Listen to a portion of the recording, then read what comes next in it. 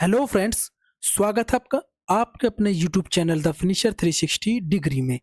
दोस्तों, आज की इस वीडियो में हम आपके लिए लेकर के आए हैं प्रैक्टिस सेट नंबर आपका 10 है। कौन से नंबर का प्रैक्टिस सेट है? ये आपका 10 नंबर का प्रैक्टिस सेट है। इसमें टोटल 37 क्वेश्चंस हैं। 37 में से कितने आपके सही है वो आपको कमेंट में बताना है। दोस्तों, हम इससे पहले 9 प्रैक्टिस सेट पूरे कंप्लीट प्लेलिस्ट में डाल चुके हैं। आप चैनल पर विजिट करके प्लेलिस्ट देख लीजिए। अगर उनको आपने नहीं देखा है तो उनको भी देख लीजिए, बहुत इंपॉर्टेंट है आपके लिए, जो आपकी तैयारी को बूस्ट करेंगे। चलिए बिना देरी के हम स्टार्ट कर लेते हैं। पहले क्वेश्चन से हम स्टार्ट कर लेते हैं कि निम्नलिखित में से कौन सा समवर्त स्वर है।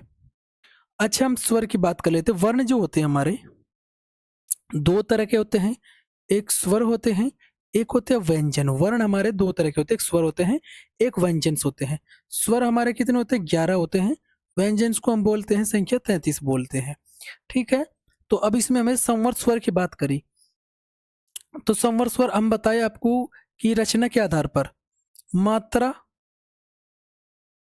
मात्रा या उत्पत्ति के आधार पर स्वर कितने प्रकार के होते हैं? 3 प्रकार के।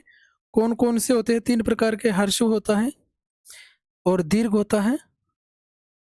हर्ष को लघु भी कहते हैं, ठीक है, मूल स्वर भी कहते हैं। दीर्घ को गुरु या संधि स्वर भी कहते हैं। फिर आपका पुलुत स्वर। पुलुत स्वर ये 1 मात्रा वाला, ये 2 मात्रा वाला दीर्घ और ये 3 मात्रा वाला। फिर आपका जो होता है ना, ये संवर्त स्वर जो होता है, ये होता है आपका मुख आकृति के आधार पर। मुख आकृति मुख आकृति के आधार पर होते हैं। ये कितने प्रकार के होते हैं? 4 टाइप के होते हैं। 4 टाइप के होते हैं। एक तो होता है संवर्त होता है, एक होता है अर्ध संवर्त, अर्ध संवर्त, एक होता है आपका विवर्त, विवर्त होता है, फिर एक होता है अर्धविवर्त, अर्धविवर्त। तो विवर्त में आपका आ आता है, अर्ध संवर्त में आपका ओ आ जाता है और ए आ जाता है। संवर्त में ऊ आता है, ऊ आता है, ई आता है और बड़ी वाला ई आता है। अर्ध संवर्त में आपका ए आ जाता है। आपका अर्ध संवर्त में क्या आ जाता है? ए आ जाता है, औ आ जाता है और ये ओ आ जाता है। आगत स्वर बोलते हैं जिसको। ये वाला भी आपका इसी में आ जाता है और आपका आई भी आ जाता है। समझ में आ गया आपके?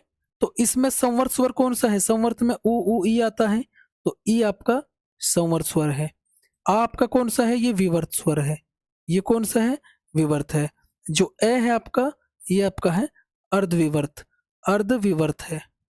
समझ गए? ओ आपका क्या है? अर्ध संवर्त। ये आपका क्या है? अर्ध संवर्त। ये आपको समझना है। ठीक है, नेक्स्ट।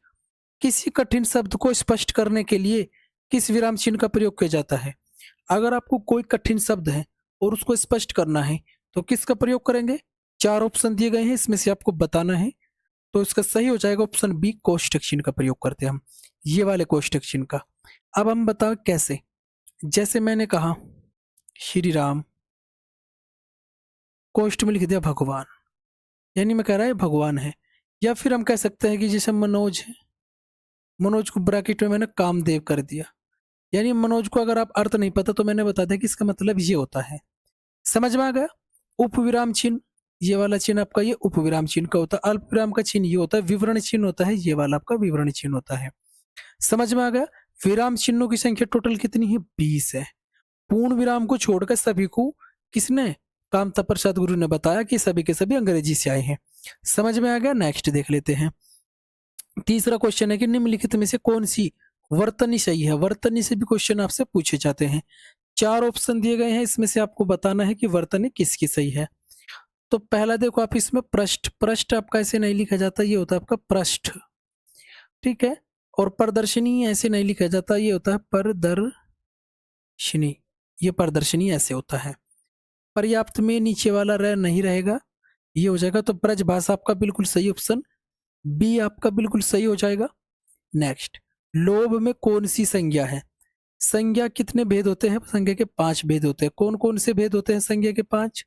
एक होती है आपकी व्यक्तिवाचक संज्ञा, जैसे राम हो गया, राम हो गया, इंडिया गेट हो गया, इंडिया गेट हो गया, ताजमहल हो गया। ये क्या है? एक व्यक्तिवाचक संज्ञा जो अपने आप में एक हो, जो विशेष हो। एक होती है आपकी जातिवाचक संज्ञा।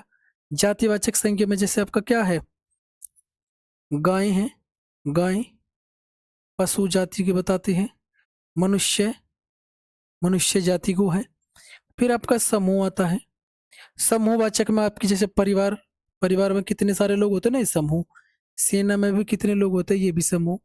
कमेटी भी एक समूहवाचक संज्ञा है। समझ में आया। फिर क्या आएगा आपका व्यक्तिवाचक, पदार्थवाचक आ जाएगा। पदार्थवाचक में आपका तांबा, सोना, तेल, घी और लकड़ी, ये सब क्या है, पदार्थ, द्रव्यवाचक भी बोलते हैं इसको। फिर आपका बच्चा भाववाचक, जिसमें गुण दोष का बता, जिसमें किसी के गुण दोष का विशेषता बताई जाती है। जैसे मैंने बता दिया कि गर्मी, गर्मी, सर्दी, मिठास, प्यार, ये अनुभूति होती है जिसकी। भाववाचक संज्ञा वो होती है जिसे आप केवल महसूस कर सकते हैं, उसको हम छू नहीं सकते। तो लोभ क्या है, लोभ को आप छू नहीं सकते, महसूस कर सकते, वो आपको तो क्या है, ये भाववाचक संज्ञा है। लोभ का भाव ही तो आता है, विचार ही तो है एक लोभ। अब देखो नेक्स्ट क्वेश्चन नंबर 5 हुआ है कि कोई आ रहा है, इसमें सर्वनाम बताना।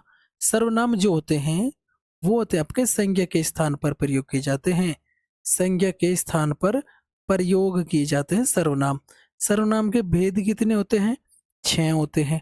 और संख्या कितनी होती है सर्वनाम की, ये 11 होती है। समझ में आ गए। तो कोई आ रहा है, ये निश्चय है, कहीं निश्चिता, क्या आप निश्चित रूप से कह सकते हैं कि कौन आ रहा है, जानकारी है, नहीं है। निजवाचक में क्या आता है, निजवाचक सर्वनाम में आप आता है, खुद आता है ये सर्वनाम में।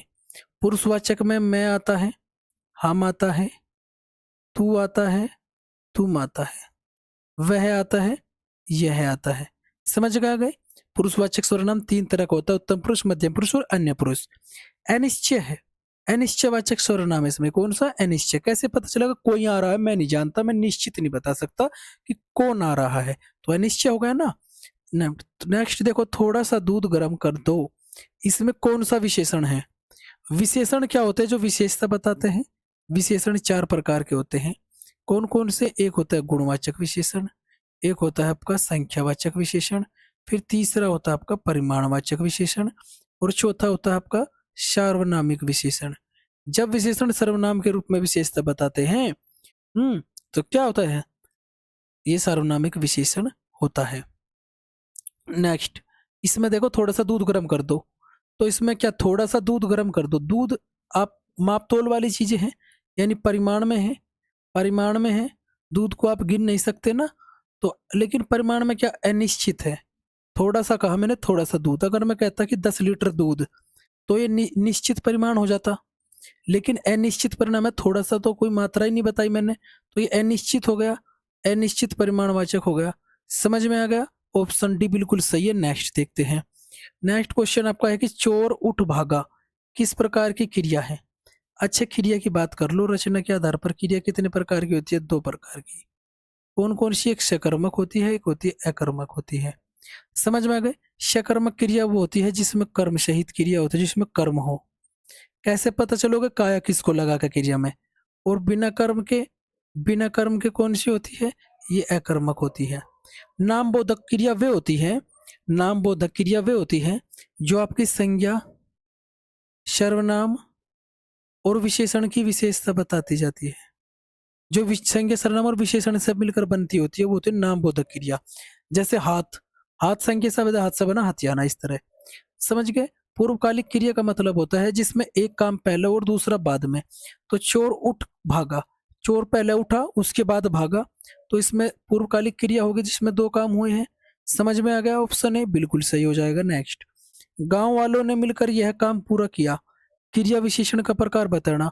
क्रिया विशेषण को हम अवयवी कह सकते हैं। क्रिया विशेषण के 4 प्रकार होते हैं, एक रीतिवाचक होता है, एक कालवाचक होता है, एक स्थानवाचक, एक परिमाणवाचक होते हैं।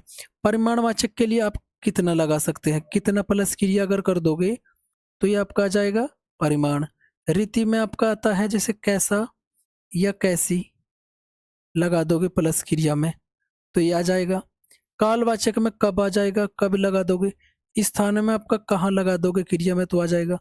अब क्रिया पूरा किया, अब इसमें देखो काल को अगर हम लगाए तो कब पूरा किया, इसमें उत्तर मिल रहा आपको, नहीं मिल रहा। स्थान में कहाँ पूरा किया, इसका जवाब है इस पूरे में, वाक्य में नहीं है। परिमाण में कितना पूरा किया, ये तो क्रिया है, तो इसमें कितना लगाएंगे, कितना पूरा किया, इसमें है कोई जानकारी नहीं। लेकिन कैसे पूरा किया, मिलकर, आ गया ना उत्तर।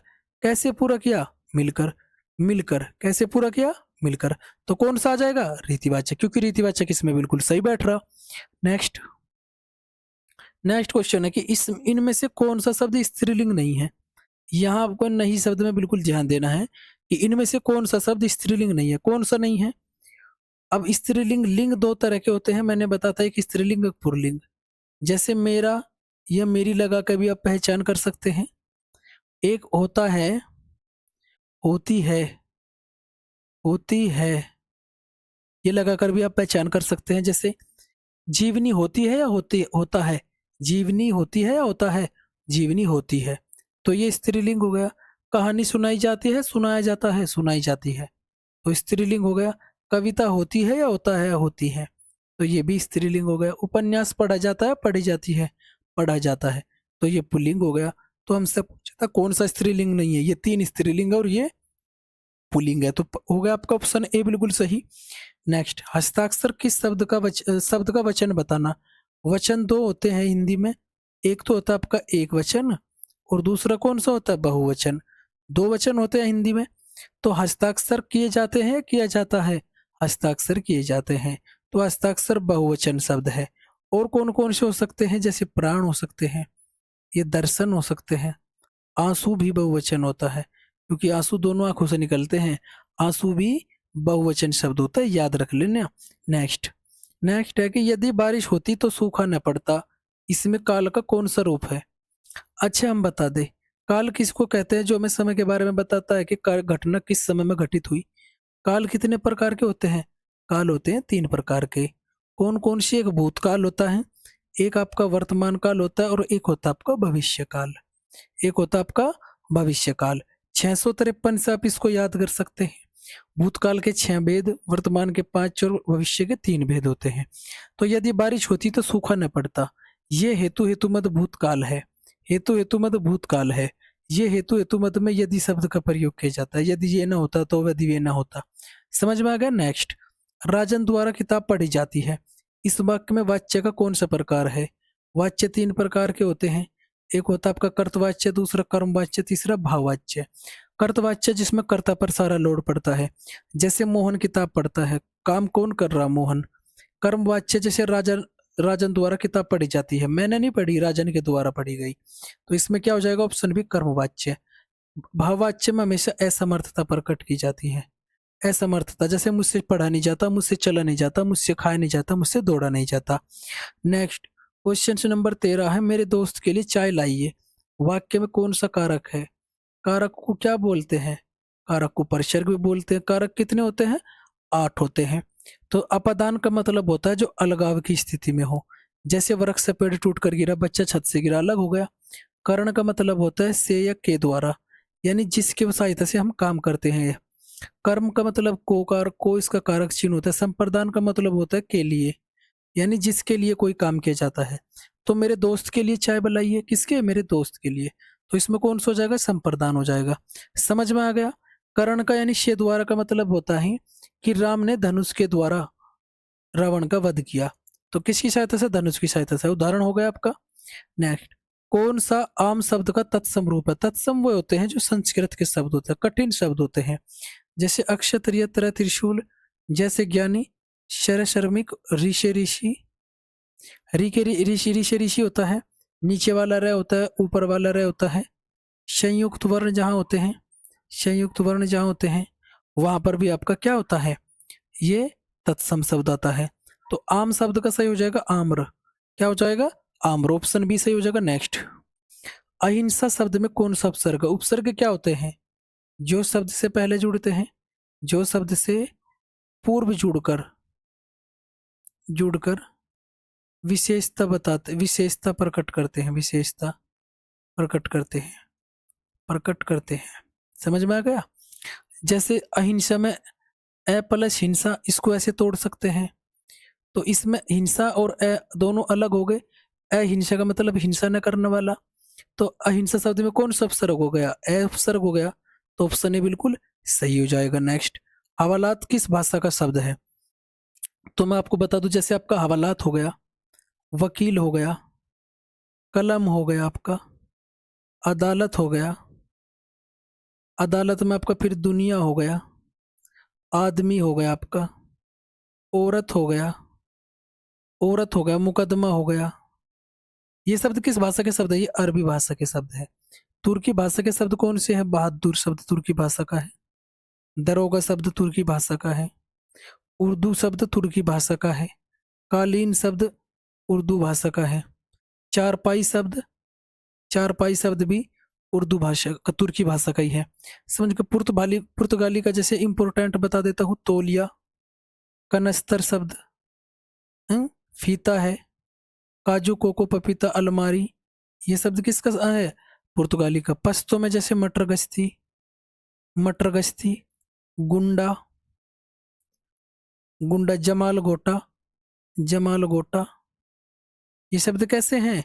ये पश्तो शब्द है। नेक्स्ट इसमें देखते हैं कि इसमें गायक शब्द में प्रत्यय बताओ। तो गायक को कैसे तोड़ सकते हैं? आपको गे जमा अक, इससे जोड़ सकते हैं। ये अयादी संधि वाला है, अयादी संधि वाला है। समझ में आ गया?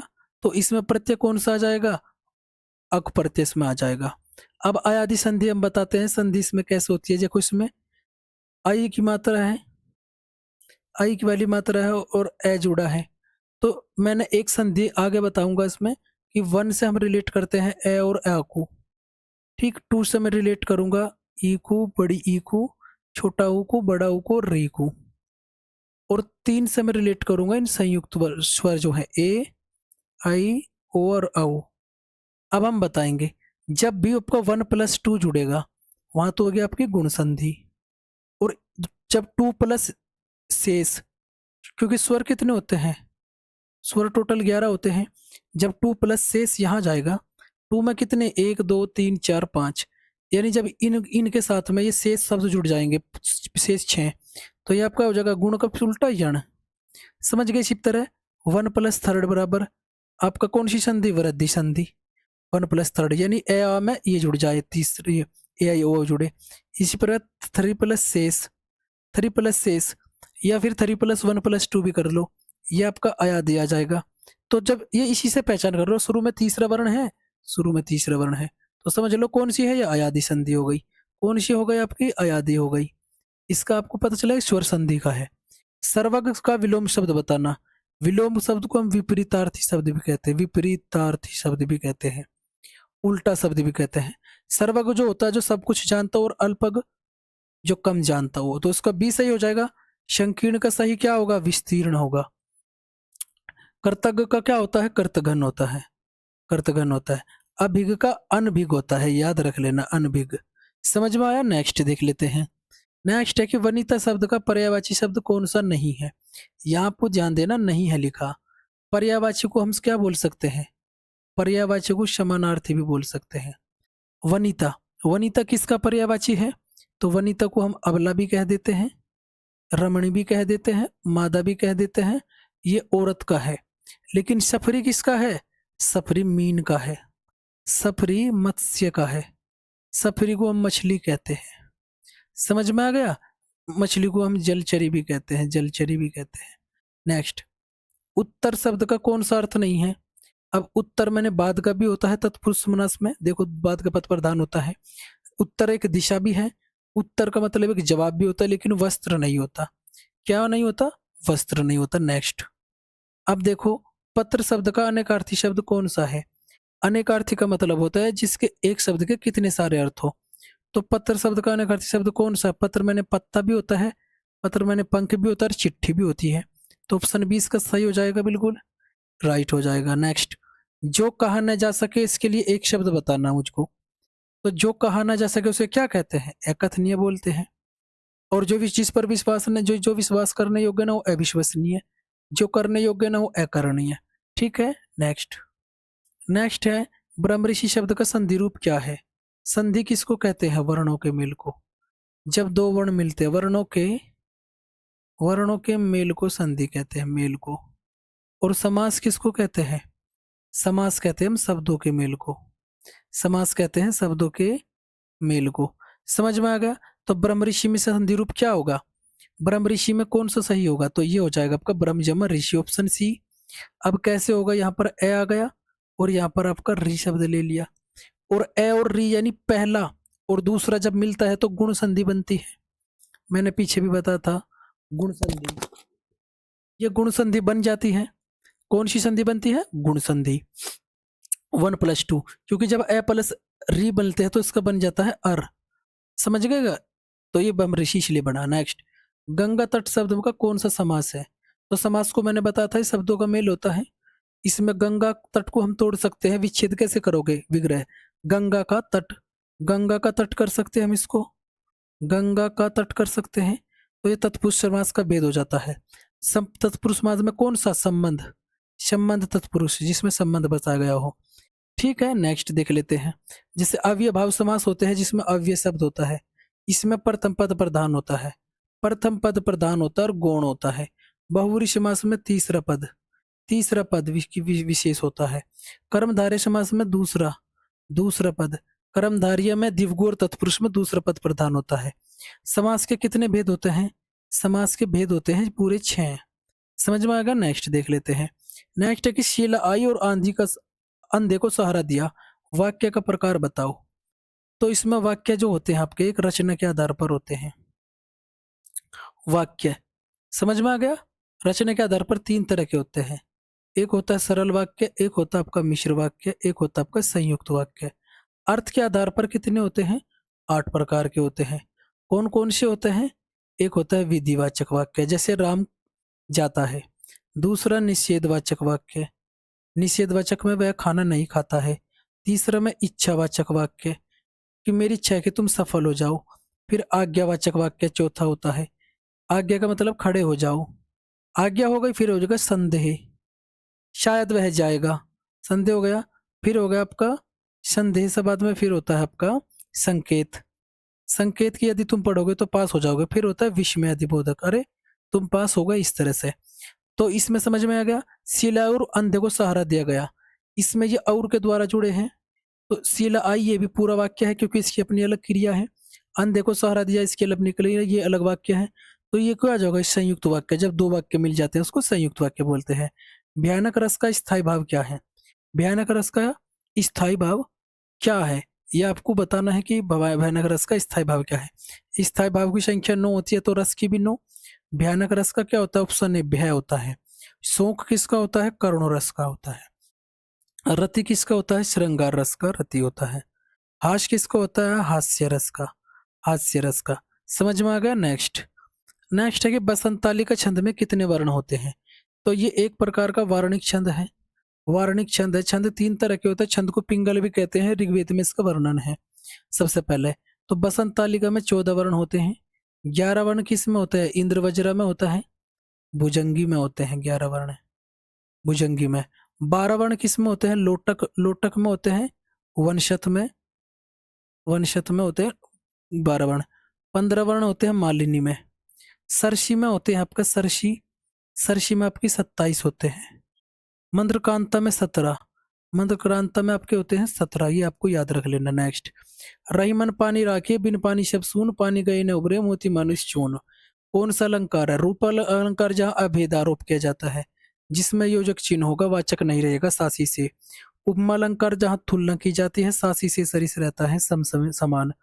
यमक अलंकार का मतलब होता है जहाँ अलग अलग शब्द कई कई शब्द हो, जैसे 2 या अधिक शब्द हो और उनके अलग अलग अर्थ हो, अलग अलग अर्थ होते हैं। जैसे काली घट्टा का घमंड घट्टा, समझ गए? यहाँ एक घट्टा का मतलब होता है घट कम होना, और एक घट्टा का मतलब होता है क्या? छाया, जो घटा बादल की। अनुप्रास अलंकार में वर्णों की आवर्ती होती है, इसके 5 भेद भी होते हैं, वर्णों की आवर्ती। समझ में आ गए?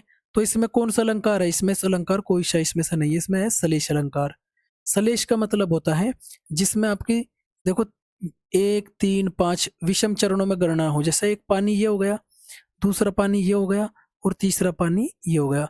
तो 3 है, 1 2 3, तो यहाँ पर आ जाएगा श्लेष अलंकार। श्लेष अलंकार इनमें से कोई नहीं होगा, इसमें होगा श्लेष अलंकार।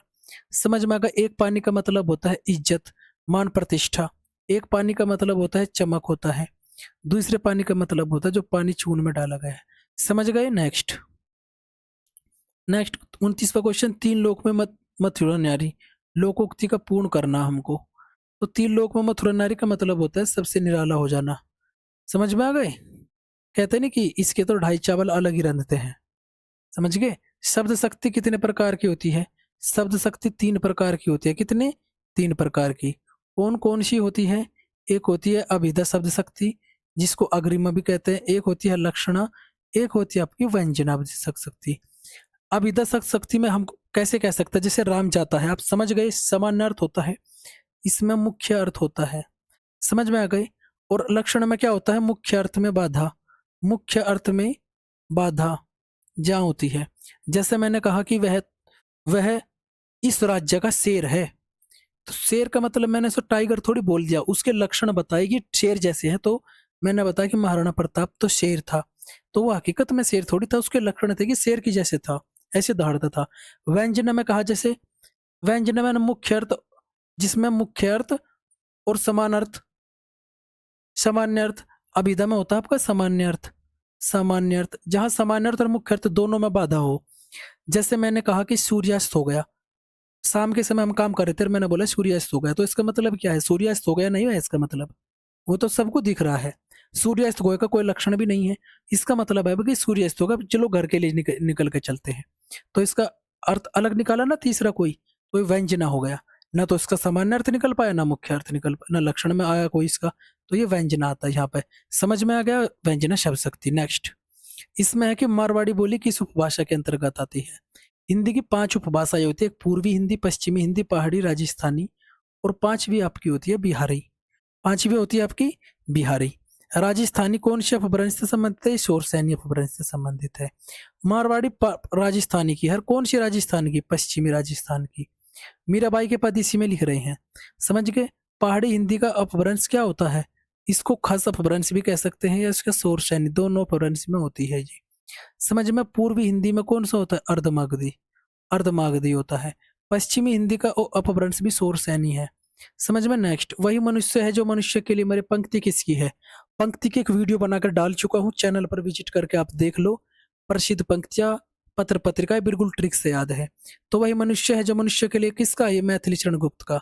मैंने अपने ट्रिक में बताया है कि जब मैं मैथिली चुनाव में खड़ी थी, तो उसने बताया था, वो चंद्रमा की तरह चंचल थी, और उसने उपदेश दिया कि मनुष्य को, कि केवल मनोरंजन नहीं कवि का कर्म होना चाहिए। आप एक काम करो कि मनुष्य को मनुष्य के लिए मरो, मनुष्य मनुष्य के लिए अबला की तरह जीवन ना जियो। तो समझ गए। इस तरह वो जीत गई। तो इस तरह से ट्रिक बताई थी मैंने ये। अब नेक्स्ट, कुकुरमुत्ता किसकी रचना है? तो कुकुरमुत्ता किसकी रचना है बताओ? ये सूर्यकांत त्रिपाठी निराला जी की है। किसकी? सूर्यकांत त्रिपाठी निराला जी की। राष्ट्र कवि किसको कहा जाता है? मैथिलीकरण गुप्त को। इन्होंने भारत भारती की रचना करी थी, इसलिए कहा जाता है। नेक्स्ट है, मर्यादा पत्रिका के संपादक कौन है? पर इस पत्रिका की ट्रिक है, अगर नहीं देखी तो विजिट करके प्लेलिस्ट बनी है, देख लो, बहुत फायदा करेगी। ये 2 क्वेश्चन की जिंदगी में गलत नहीं होगी। तो मर्यादा पत्रिका प्रेमचंद की। अब कैसे याद करोगे? जैसे कृष्ण मुंशी, कृष्ण मुंशी के साथ संपूर्ण मर्यादा, संपूर्ण मर्यादा का प्रयोग करते थे, प्रयोग करते थे। प्रयोग से आपका बन गया प्रयागराज। मर्यादा इस पत्रिका का नाम हो गया। मुंशी प्रेमचंद इसका नाम होगा। एक डॉक्टर संपूर्णानंद थे। कृष्ण एक तक, फिर ये कौन थे? समझ में। 3 थे इसके। और मर्यादा पत्रिका, और ये कैसी पत्रिका थी? एक मासिक पत्रिका थी। पत्रिका आपने नहीं देखी तो चैनल पर विजिट करो, बहुत अच्छी रही है। नेक्स्ट, अब इसके गद्यांश को पढ़ेंगे फिर उत्तर देंगे। ये है कि ज्ञानपुर एक छोटा सा कस्बा है जहाँ के लोग सरल और मेहनती है। कैसे हैं? सरल और मेहनती है। यहाँ शिक्षा का महत्व धीरे धीरे बढ़ रहा है। पहले लोग पढ़ाई के ज्यादा महत्व नहीं देते थे, लेकिन अब नई पीढ़ी शिक्षा के प्रति जागरूक हो गई है। गांव में एक सरकारी विद्यालय है जहाँ बच्चे नियमित रूप से पढ़ने आते हैं। शिक्षक भी बच्चों को बेहतर शिक्षा देने का प्रयास करते हैं। ज्ञानपुर के लोग जो हैं, शिक्षा से ही उनका जीवन भविष्य उज्जवल हो सकता है, यही मानते हैं। अब देखो इसके क्वेश्चंस। ज्ञानपुर किस प्रकार का स्थान है? ये महानगर है क्या, बड़ा शहर, राजधानी या छोटा कस्बा? तो ये छोटा कस्बा है। देखो यहाँ पर लिखा है, ये लिखा है छोटा सा कस्बा। समझ में आ गया। नेक्स्ट देखो, पहले लोग किस चीज को महत्व नहीं देते थे? किसको? खेल को, व्यापार को, शिक्षा को या खेती को? पहले शिक्षा को महत्व नहीं देते थे। वीडियो का लास्ट क्वेश्चन है कि गद्यांश का मुख्य विषय क्या है? व्यापार करना, बेरोजगारी, शिक्षा की कमी क्या है? शिक्षा का बढ़ता महत्व, इसका मेन जो होगा मुख्य विषय यही होगा। तो जो शब्द कई बार रिपीट हो बार बार आपके गद्यांश में, तो समझ लो बार बार इसमें शिक्षा शिक्षा शिक्षा शब्द आ रहा था, तो शिक्षा का ही यही टाइटल होता है, हमेशा समझ लेना मुख्य विषय। तो आपके 37 में से कितने सही है कमेंट में बताना। दोस्तों प्रैक्टिस सेट कंप्लीट 9 बनाए हैं, वो भी देख लेना, आपकी तैयारी को बहुत बूस्ट करेंगे। प्रैक्टिस सेट का मतलब खाली क्वेश्चंस लगाना नहीं होता, उसका एनालिसिस करना भी बहुत जरूरी होता है। अगर मेरा ये प्रैक्टिस सेट और इससे पहले प्रैक्टिस सेट आप पढ़ोगे तो मेरा वादा है कि किसी का भी प्रैक्टिस सेट लगाओगे आपके नंबर बढ़ के ही आएंगे। इसलिए प्रैक्टिस सेट को समझो, ये मत सोचो कि मैंने लगा दिया इतने लगा दिया। अब आपने क्या करा, 37 में तो आपके 35 सही हो गए, ठीक, बस फिर छोड़ा ही। 2 क्वेश्चन थे आपने देखा ही नहीं, अरे यार चलो 35 सही है। भाई पूरा एनालिसिस करो, जब तक आप प्रैक्टिस सेट का एनालिसिस नहीं करोगे वो क्वेश्चन आपके बार बार गलत होते रहेंगे नहीं होते रहेंगे। तो उन क्वेश्चन का इलाज करो ना, तब अगले प्रैक्टिस सेट में जो क्वेश्चन आपके इस प्रैक्टिस सेट में गलत हो जाए वो अगले में गलत नहीं होने चाहिए। तो 37 में से कितने सही है वो कमेंट में बता दो। वीडियो कैसी लगी ये भी बता दो भाई। सब्सक्राइब भी कर लो चैनल को दोस्तों, सब्सक्राइब करके मुझे थोड़ा सा सपोर्ट कर दो, आपके सपोर्ट की जरूरत है। मिलते हैं अगले वीडियो में, तब तक के लिए जय हिंद, जय भारत।